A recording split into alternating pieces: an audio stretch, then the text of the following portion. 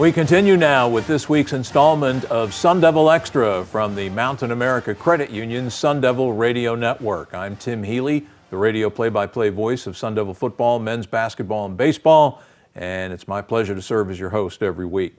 You know, it seems these days as if college football's off-season is every bit as busy and hectic as the regular season is. Normally, this time of year has always been about recruiting. But now the era of the early signing period, the era of the transfer portal, add just simply another couple of layers to the talent procurement process in college football. And during the Kenny Dillingham era, there are few programs in the country that have made better use of the transfer portal than has Arizona State. On last month's early signing day, on December 20th, early signing day, yet another layer to the player procurement process.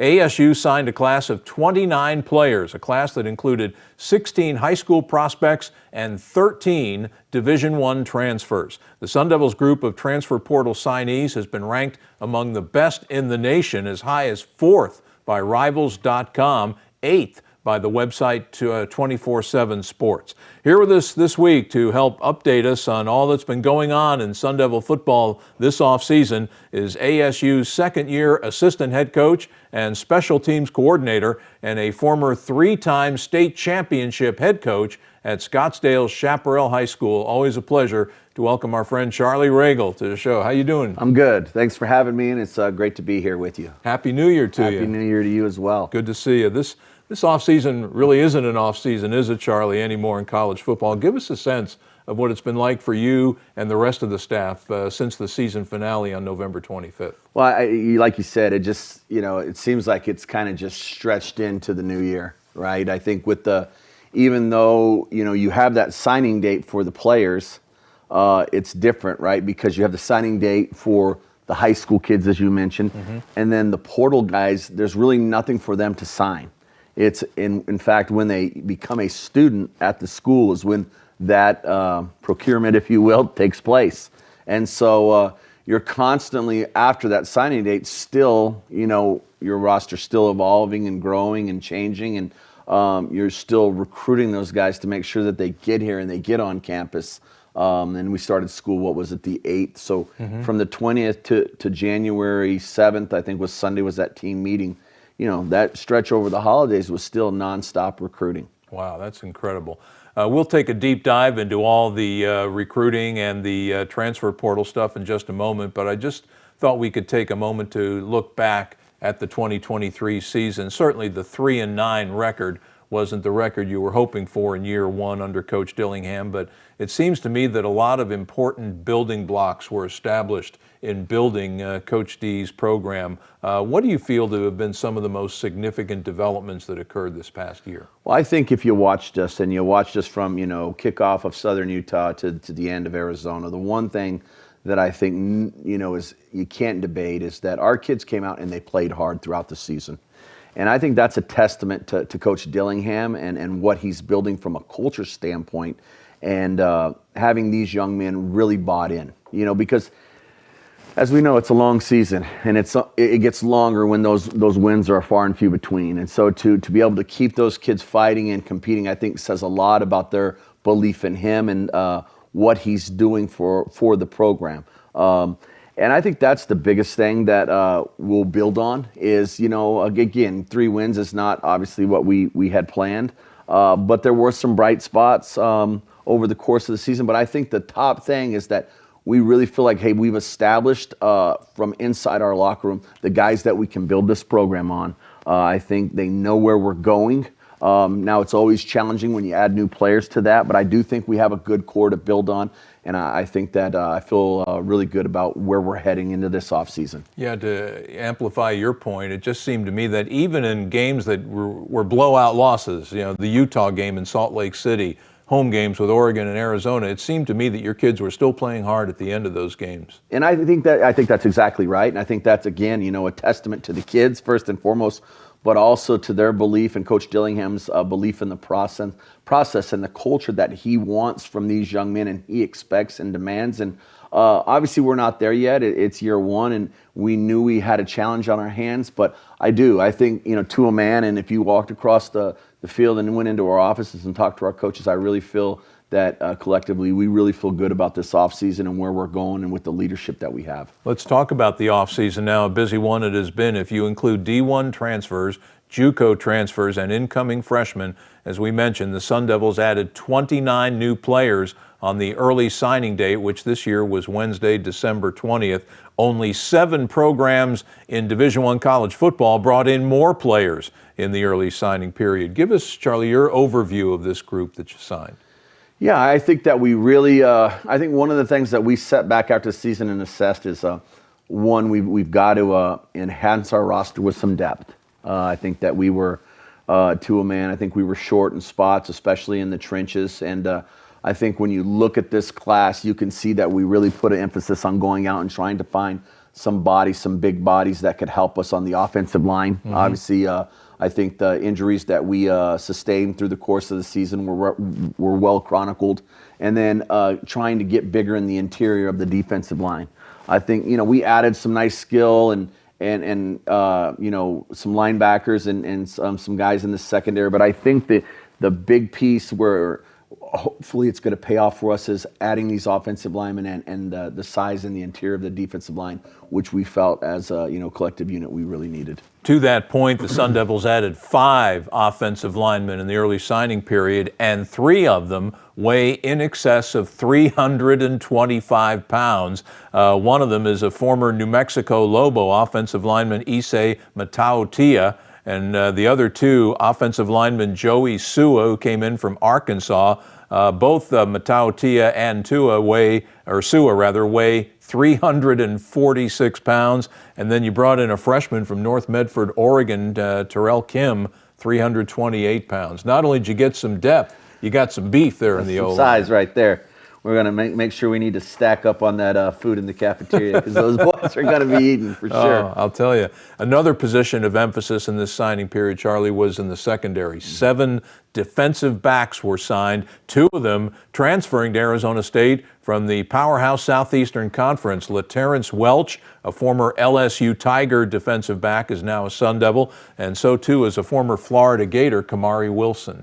And I was just out watching those guys work out. I think that, again, that was probably an area that we needed some depth. I felt like we had some guys that could help us. Obviously, we lost a couple of guys to graduation, but that was certainly a place where we felt we needed to add some depth as well. And I know Coach Ward and Coach Carey feel really good about the additions of not just those 2, but the rest of the guys that they added as well. Besides positions, another issue in this recruiting class, establishing a recruiting footprint for ASU. Of the 29 players the Sun Devils signed, 6 of them come from the talent-rich state of Texas.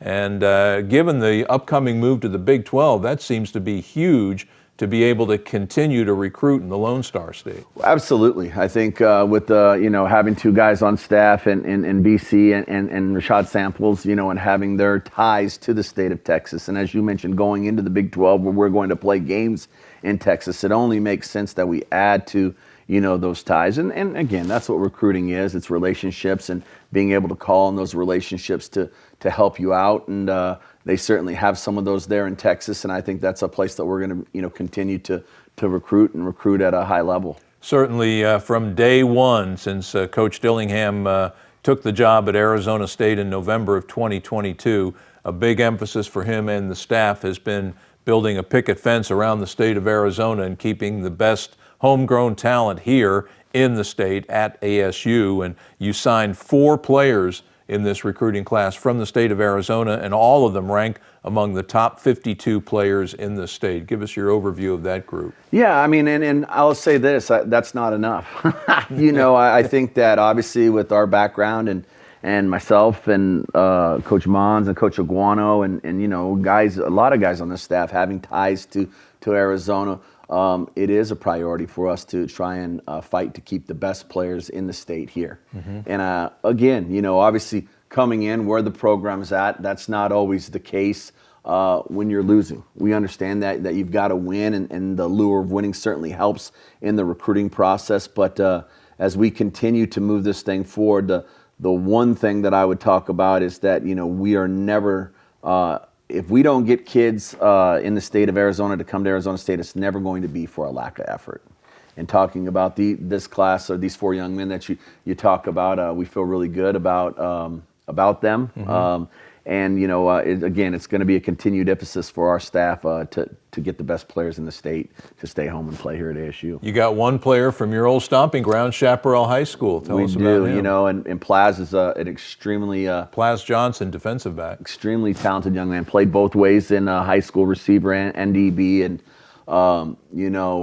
just did an absolutely amazing job. And I think that when you go out and you recruit other schools and they say, "Hey, coach, like that kid, you got a real one in him." He was by far. I had another coach tell me, who had multiple Division I players on his team, say to me, "Coach, when we played him that night, he was by far the best player on the field." Wow. And so when you get that unsolicited from rival coaches of Chaparral, I think that says something about the talent that Plaz has, and we're certainly excited for him to be joining us. The other 3 Arizonans, by the way, defensive lineman Ramar Williams from Mesa Eastmark High School, James Giggy from Bradshaw Mountain High School up in Prescott Valley. He's listed as an athlete. Do you have an idea what his future home will be position-wise? I think it's not yet. I think it's probably too early to tell. We certainly liked him on the defensive side of the ball, but think that he could potentially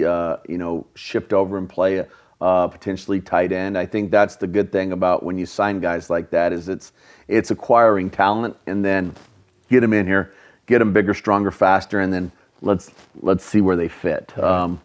But Ramar is here on campus. He was an early enrollee, so he's here going through workouts as we speak. I just came from one shortly about an hour ago and watched him. So he's getting some work in, and then obviously bringing in Canyon Floyd, who we really like and think punter. Think he's going to be. And the thing about Canyon is he's a dual kid. He can kick and punt, so we really think that he has some versatility and certainly going to bring some talent to that room. Canyon Floyd from Horizon High School in Scottsdale. As you look ahead, Charlie, now obviously the traditional signing day is still coming up in early February. Are there any positional areas that you and the staff will be targeting as you move toward that day, or is it just a matter of tying up all the loose ends and recruiting? I think that right now it's best available. As we look at it, I think we've kind of met our needs and where we've gone in this first signing period. Now I think it's really about what are the best options available. Is there something that came open or somebody fell through with the early signing period and falls not into our lap, but hey, is still out there that we could make a run at, and we feel like their talent's too good to pass them up. And certainly there are going to be players in that transfer portal as well. 100%. So again, as you said, this thing is nonstop. Next season, of course, will be one of added anticipation. We always eagerly look forward to another new season of college football, but next year, ASU's first year as a member of the Big 12 Conference, and we're looking forward to it. The home schedule will include games with BYU, Utah, Kansas, and UCF, Central Florida, and there will be trips coming up for the Devils to Lubbock, Texas Tech, Oklahoma State, a return visit. We were there just 2 years ago, and we're also looking forward to trips to Kansas State and Cincinnati, as well as playing that school down south. What are your thoughts on this moving up to the Big 12 now? Well, it's interesting. For as long as I've grown up, out here in New Mexico originally, but spent as much time as I have out here, it's, you think of Arizona synonymous, the state of Arizona synonymous with Pac-12 football. Mm-hmm. So I think it's something new, and with that is certainly exciting times. I talked to a buddy of mine who's in the Big 12 coaching and had spent a lot of his career in the Pac-12 and grew up in California himself, and he said, you're really going to like it. He said that just going to the different venues and the pageantry and the involvement from the fans is a little bit different. And he said it really brings an exciting brand of football to go play in. So, hey, look, times change, and I love the Pac-12 and wish it wouldn't have gone the way it did, most certainly, but there's nothing we can do about it. So it's on to the Big 12, and we've got to attack that thing like it's we're here to win it. Yeah. And so I'm excited, and I think our kids and staff are excited as well. I spent 4 years, many moons ago, as a television sportscaster in Dallas,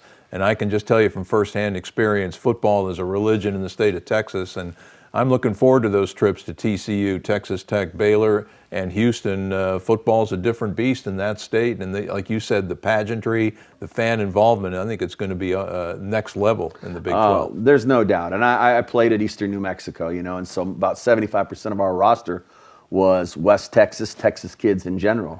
And so I had a roommate that his dad was the head coach and AD at Pampa, Texas, and you drive we were both injured, missed a road game, and so he and I went back to his home there in Pampa and watched a game. And he'd drive up to Pampa, and it's a town of 20,000 people, right? And you're like, and all of a sudden here's this stadium that seats 12,000 people, and I'm like, oh wow, you know what I mean? And that was when it first really dawned on me, like it's different in Texas, and it obviously is, and the emphasis they put on high school football, and then obviously that trickles into college. So it's going to be some exciting times for us, and like I said, I know we're excited about it, and we're really looking forward to getting into that conference. And we're looking forward to it as well. Looking forward to the start of spring football, just a few weeks away. Here we are in mid-January. Always great to visit with you, Charlie. Happy New Year, my friend. Always a pleasure. Happy New Year. Thanks for having me. Sun Devil assistant head coach and special teams coordinator Charlie Ragle, our guest on this segment of Sun Devil Extra. Coming up, we will catch up with the man who served as Arizona State's interim head football coach in 2022, and for the past 5 years has also been and continues to be the Sun Devils running backs coach. We'll visit with our good friend Sean Aguano in just a moment. This is Sun Devil Extra from the Mountain America Credit Union's Sun Devil Radio Network.